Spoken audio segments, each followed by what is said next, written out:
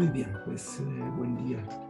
Agradezco la oportunidad que nos brinda el CIES de estar con ustedes nuevamente para exponer algunas de las ideas de Melanie Klein. Muy especialmente nuestra gratitud para el doctor Francisco Castillo, quien nos ha ofrecido siempre este espacio con la mayor generosidad.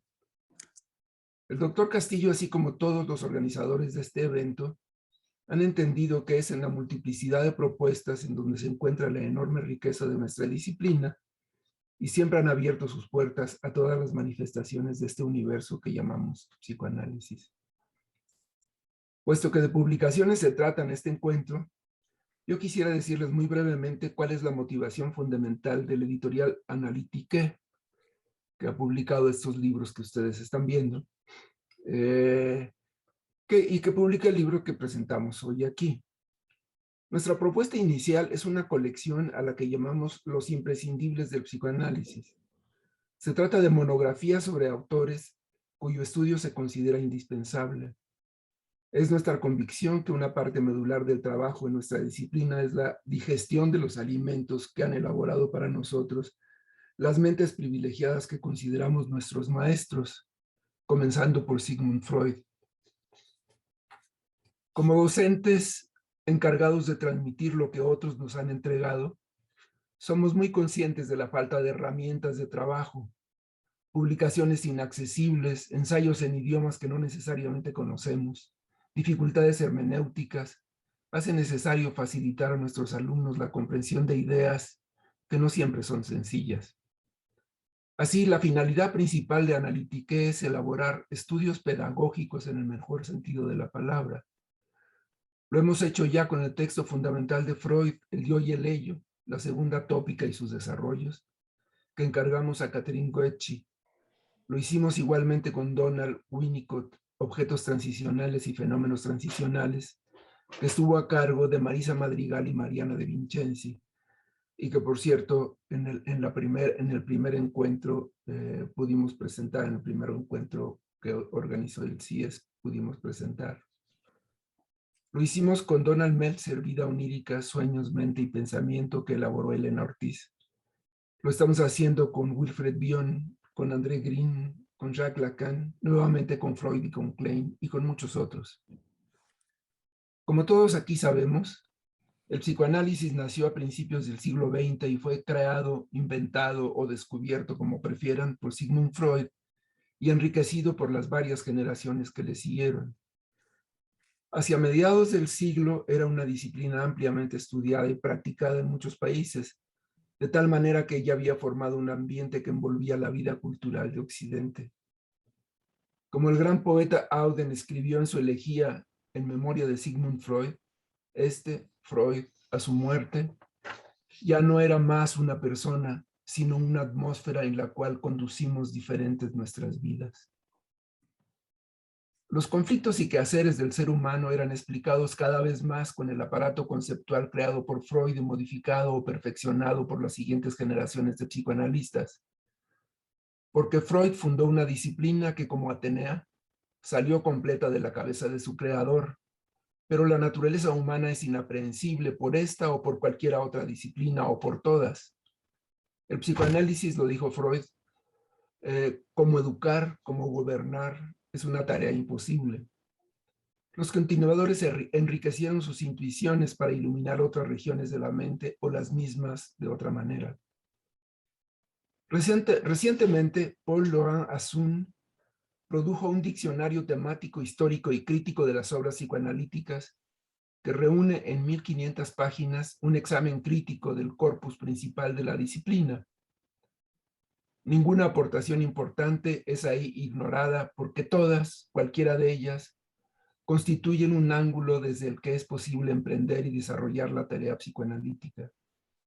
Así, ser freudiano o kleiniano o lacaniano o winnicottiano o kohutiano o bioniano, o pertenecer a la tradición inglesa o francesa o norteamericana, o profesar la doctrina de la escuela de las relaciones de objeto o aún de la escuela intersubjetiva o relacional, no otorga ninguna marca de superioridad, ni hace mejor a ningún psicoanalista que se esfuerce por serlo. La obra de Freud o la de Lacan o Klein o Bion es muy compleja y ocupó la vida entera de sus autores. Nadie puede presumir de conocerlas todas en un sentido significativo.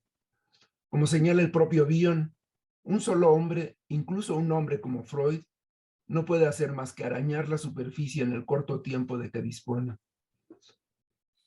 Con ese espíritu presentamos ahora la segunda edición de nuestro libro, Melanie Klein, Envidia y Gratitud, la matriz del odio y del amor. Este libro apareció por vez primera en el 2019 en una pequeña edición de 500 ejemplares. Desde entonces han aparecido 2 reediciones, de tal manera que podemos decir orgullosa y humorísticamente que se trata de un bestseller. Esta nueva edición pronto estará disponible como ebook en Amazon, entre otras plataformas, como lo está ya el libro de Donald Meltzer, y estarán los otros. Hemos hecho correcciones y precisiones importantes, y estará acompañado por un cuadernillo que contiene los diagramas, algunos de los cuales ahora expondrá a ustedes Margarita Moya. Además, tanto la edición anterior como esta fueron enriquecidas por la aportación de Solange Matarazzo, que examina minuciosamente el papel que juega la teoría de la envidia en las obras de Wilfred Bion y de Donald Meltzer. Nuestro agradecimiento más cariñoso para nuestra maestra, nuestra compañera de trabajo, nuestra amiga querida. El núcleo de nuestro libro es la teoría kleiniana de la envidia y de la gratitud. Es decir, la última aportación de la riquísima y productiva vida intelectual de Melanie Klein. En más de una manera, esa teoría matiza y modifica en algunos de sus términos su obra anterior. Así, no podía abordarse sin tener en cuenta los principios generales de la teoría. Por eso, de alguna manera, nuestro libro es una exposición del modelo kleiniano de la mente que parte desde sus bases primeras.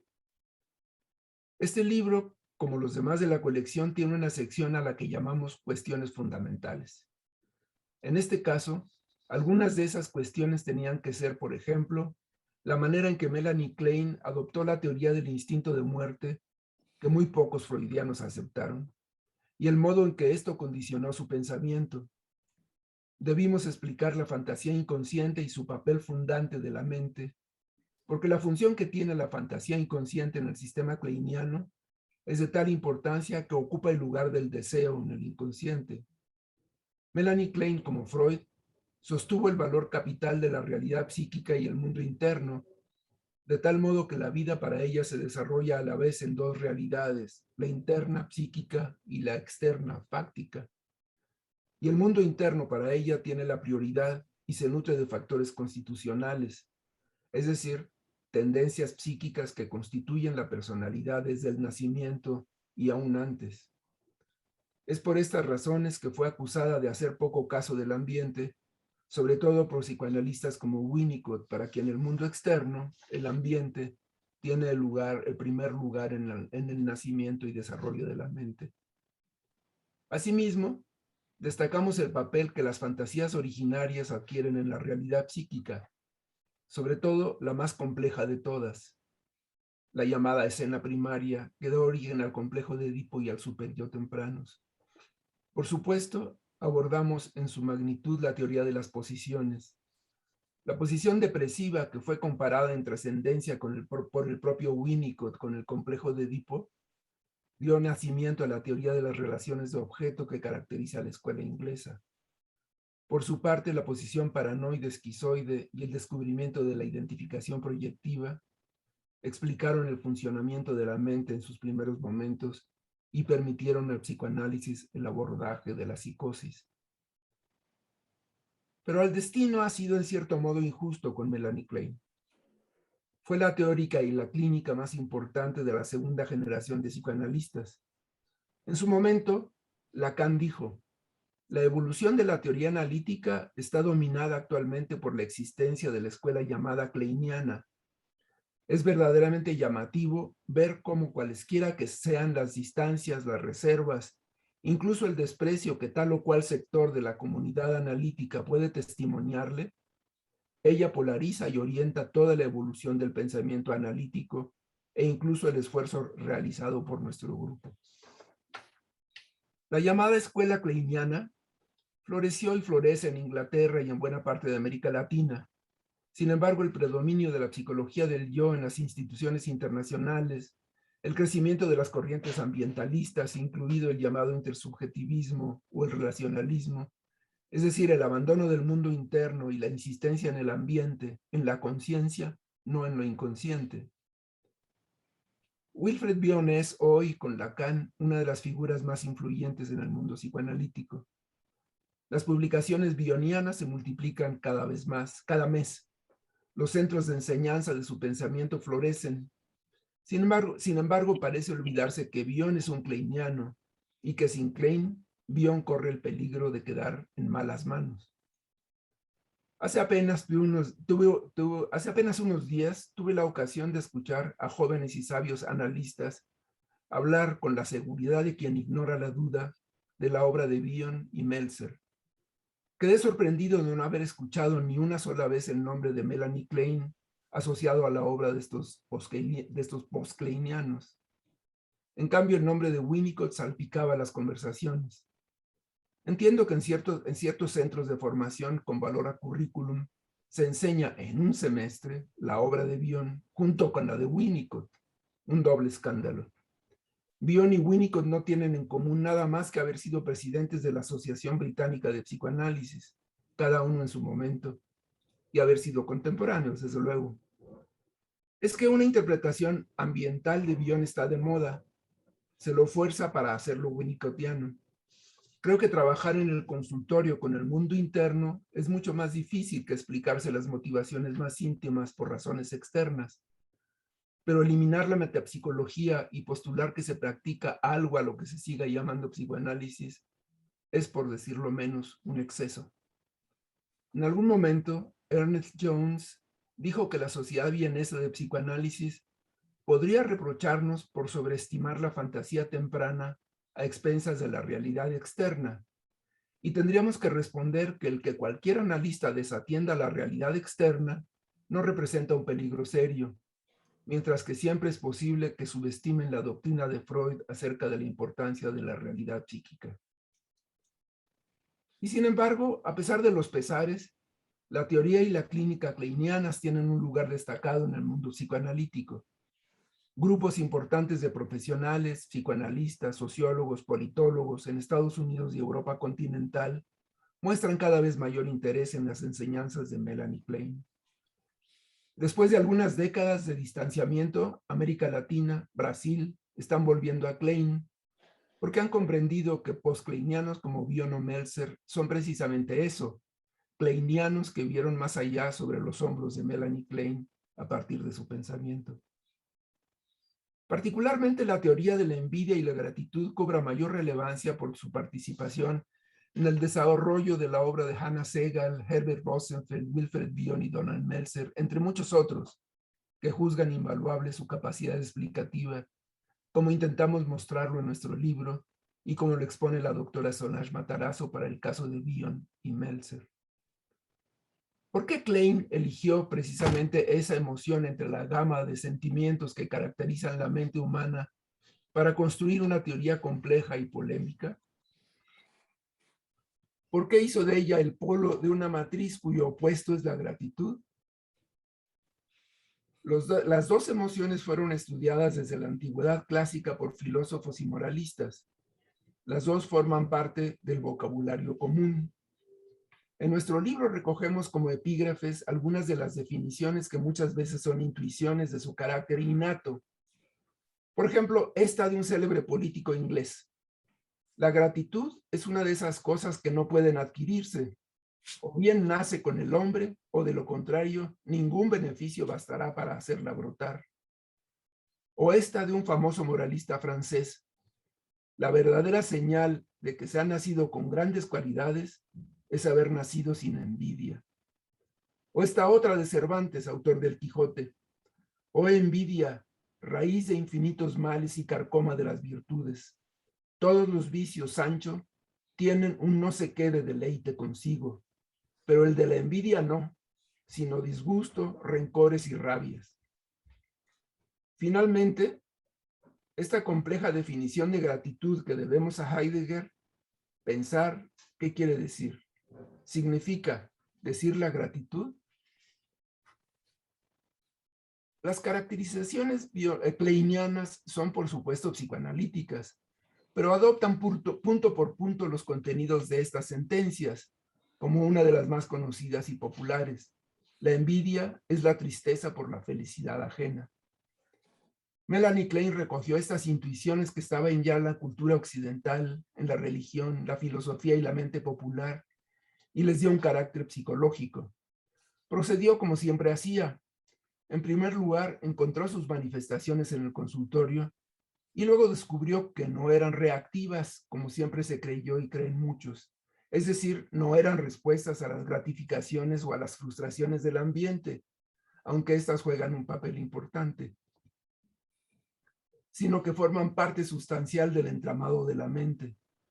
Además, los términos envidia y gratitud le ofrecían la gran ventaja de representar en el lenguaje común un funcionamiento psíquico que se presenta siempre como una matriz, es decir, funcionan en tándem. Envidia es igual a instinto de muerte, igual a odio. Gratitud, instinto de vida, igual a amor. En la medida en que la motivación está más cerca de uno de los dos polos, se aleja del otro y viceversa. Ya en su tiempo, una de las críticas que solía hacerse a Melanie Klein era su insistencia en comprender el funcionamiento de la mente desde los primeros estadios, tanto en condiciones saludables como patológicas. Pero fue esto precisamente lo que la llevó a plantear la hipótesis surgida de la observación clínica de esas dos actitudes innatas e inseparables que determinan la relación más temprana con el mundo, es decir, con la madre. Al investigar estos factores, pensaba que había añadido algo importante a sus descubrimientos acerca del desarrollo infantil y la formación de la personalidad. Envidia y gratitud, un estudio de las fuentes inconscientes, es, como su nombre lo indica, una exploración de los orígenes de esas actitudes en lo inconsciente, como Melanie Klein lo concibió. Parte de la idea de que, aunque envidia y gratitud mantengan relación con las condiciones externas, se trata de predisposiciones internas, innatas, que forman parte de la realidad psíquica de todo individuo.